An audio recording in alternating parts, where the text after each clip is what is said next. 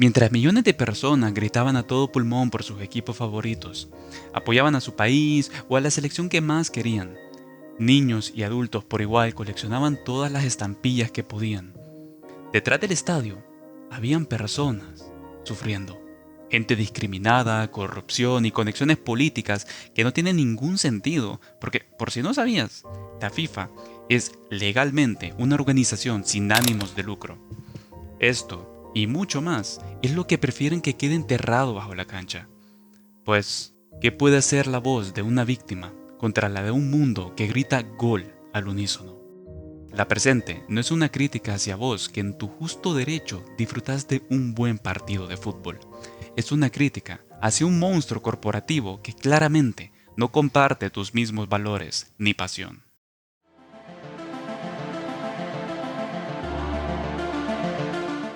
No necesito explicar lo que es un mundial. Es la celebración más grande del rey de los deportes que se hace cada 4 años. Pero, naturalmente, su sede se escoge con bastante antelación. Y de hecho, curiosamente, Qatar tiene récord de ello al haber sido escogido 12 años antes, es decir, en 2010. Pero, incluso desde ese primer instante, esa decisión fue completamente cuestionada, pues Qatar, a diferencia de otros países, no poseía los requisitos necesarios, para lo cual se tuvieron que hacer trabajos monumentales. Véase 8 estadios, la ampliación de un aeropuerto, un nuevo metro, hoteles suficientes para los turistas, amén de otras infraestructuras claves. Todo con un costo total que se estima en 220.000 millones de dólares. Para referencia, el mundial más caro seguido de Qatar en términos de infraestructura fue el de Brasil 2014, costando 15.000 millones de dólares. Para que dimensiones esto corresponde al 6.8% de todo lo que se gastó en Qatar. Naturalmente, esto se tradujo en explotación laboral, contratos ilegales, sueldos mal pagados o que directamente nunca se pagaron, sin mencionar condiciones como estar expuestos a temperaturas que con frecuencia superan los 45 grados. Quemaduras y lesiones no fueron ninguna sorpresa para nadie. Y lo que tampoco parece haberle importado mucho a ninguna de las partes involucradas fueron la cantidad de decesos producidos. No hay un número específico, esto tengo que aclararlo bien desde un principio, pero diversas fuentes, como el periódico británico The Guardian, apuntan a más de 6.500 personas que perdieron su vida. E incluso Amnistía Internacional señaló a más de 15.000 personas. Que, cabe aclarar, estas investigaciones no fueron expresamente sobre gente que pereció de manera directa por el mundial, pero definitiva y lamentablemente, esta cifra no se queda corta. Por su parte, la FIFA y el Comité de la Copa del Mundo de Qatar sostuvieron que solo 3 personas fallecieron en la labor de la construcción de estadios para Qatar, y el gobierno qatarí sostiene que solo fueron 37. Sí, por supuesto. Las autoridades cataríes, cuando fueron confrontadas por la afirmación de los 6.500 decesos de The Guardian, dijeron al respecto: estaba dentro de un rango esperado para una población de este tamaño y demografía. Sinceramente, no tengo palabras. A esto también se suman declaraciones de homofobia, como la dicha por Khalid Salman, un embajador de la Copa Mundial en Qatar, que dijo: la homosexualidad es un daño en la mente. Y lo tachó de haram, que significa prohibido en el Islam. Poco tiempo después declaró que sus comentarios fueron malinterpretados por los medios de comunicación alemanes que lo entrevistaron y que en realidad lo que él estaba diciendo era sobre el alcohol y cómo este puede producir daños en la mente. Sí, claro. Por último, uno de los lamentablemente no pocos casos de agresión sexual que salieron a la luz en su momento fue el de Paola Chitecat, una mexicana que ya residía en Qatar y que posteriormente trabajó para el comité organizador del Mundial 2022. Naturalmente, ella fue a hacer la denuncia correspondiente y se valoró 7 años de prisión y 100 latigazos. Hasta un poco corto el castigo, parece desgraciado, ¿no? Pues ese castigo fue para Paola por el delito de relación extramarital. Y no acaba ahí. Ella podía librarse del castigo si se casaba con su agresor. Debido a toda la prensa que esto atrajo, Paola regresó a México y no tuvo que sufrir de ningún castigo. Pero, con respecto a su abusador, no hubieron más declaraciones públicas. Queda a tu imaginación lo que eso significa.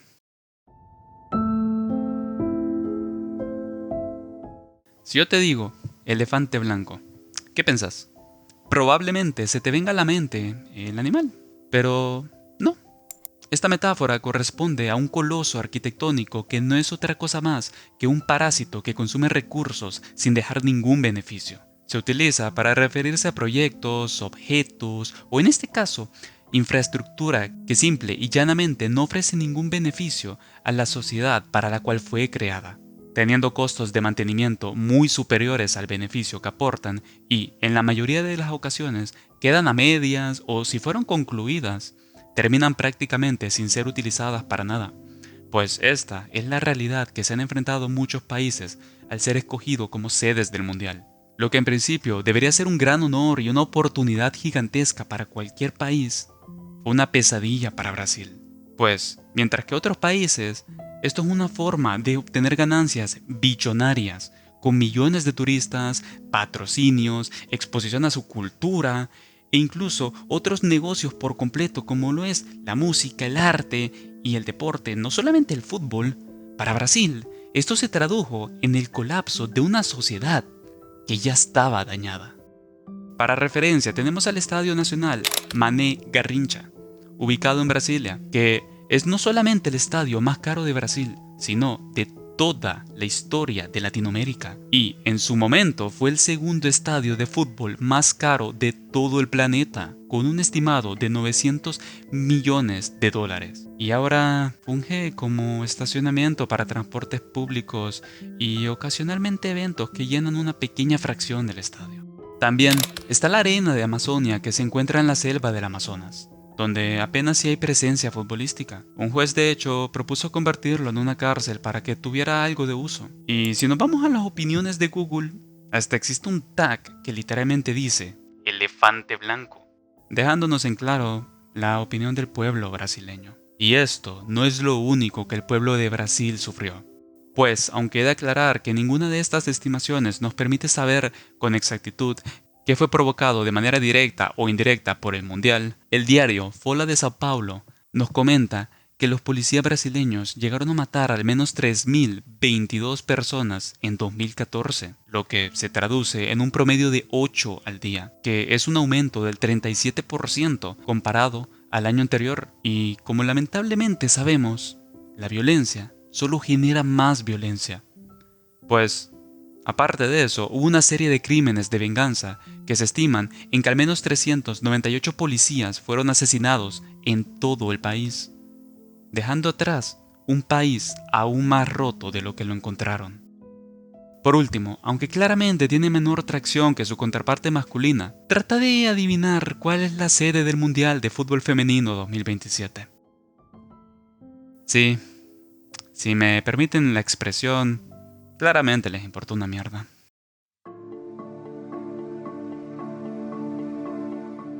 En mayo de 2015, mientras la FIFA se preparaba en Zúrich para elegir a su próximo presidente, la policía suiza sorprendió a todos irrumpiendo en un hotel de lujo.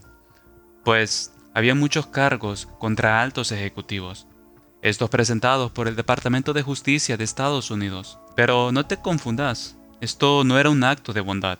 Ellos no estaban velando por la integridad del deporte, ya que todo apunta al apoderamiento geopolítico de Estados Unidos hacia la FIFA. Para entender este movimiento hay que retroceder a diciembre de 2010, pues como te comenté antes, fue cuando se escogieron las sedes para la ya mencionada Qatar 2022 y Rusia en 2018. Era bien conocido en ese momento que el favorito de todos para ser la sede 2022 era Estados Unidos, lo cual añade una triste ironía al caso de Qatar. Pero muchos sospechan que la cena que se tuvo entre el presidente francés Nicolas Sarkozy, el presidente de la UEFA Michel Platini y el emir de Qatar permitió llegar a un acuerdo a favor de Qatar.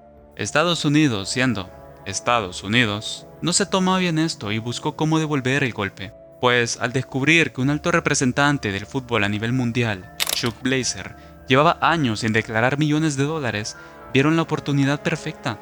Blazer, para evitar la cárcel, aceptó colaborar como un doble agente para el FBI, grabando reuniones, exponiendo una red de corrupción y explicando cómo funcionan los sobornos por derecho de televisión y compra de votos, los cuales llevaban décadas operando no solo en la FIFA, sino en confederaciones como la CONCACAF, y la Conmebol. Todo este escándalo reestructuró la forma en cómo el fútbol funcionaba. El, en ese entonces, presidente de la FIFA, Joseph Blatter, fue reelecto inicialmente, pero la presión lo obligó a renunciar al poco tiempo, y declarando que eso lo hacía porque lo más importante de todo era el fútbol. Y dale con eso. Viéndose con poco que perder y todo por ganar, Estados Unidos inició una expansión masiva, tomando bastante del control comercial de ligas como la Premier League y la Serie A. Lo que empezó como una investigación criminal terminó en la redistribución del poder del deporte más lucrativo del planeta.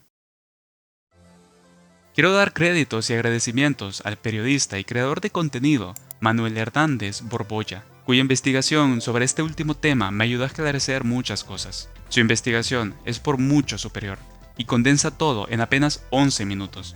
Así que, si te interesa bastante este tema, voy a dejar su video aquí abajo. Por último, para aquella gente de España viendo, quiero felicitarlos por lo que lograron. Y a aquellos en Argentina, que sé que son una gran parte de mi audiencia, también ambos demostraron que son lo mejor de lo mejor.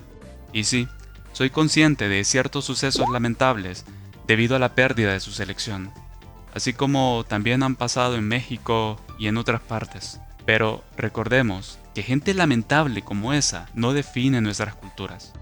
Les mando un fuerte abrazo. Díganme abajo de dónde son, por supuesto, manteniendo el respeto, pues el fútbol, como cualquier pasión, no está hecho para dividirnos, sino para unirnos.